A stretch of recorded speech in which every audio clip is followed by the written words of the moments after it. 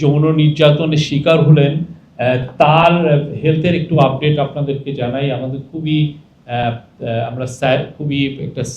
আমরা স্যাডলি হচ্ছে যে তার কন্ডিশন আরও ডিটোরিয়েট করেছে আজকে।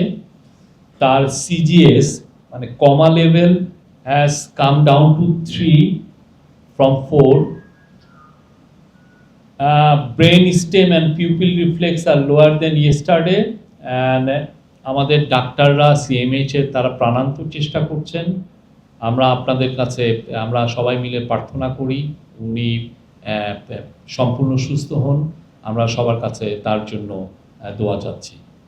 এই এখন আমাদের deputy press secretary UN secretary জেনারেলের 4 দিন ব্যাপী যে ট্যুর সেটার উপরে ডিটেল বলবেন।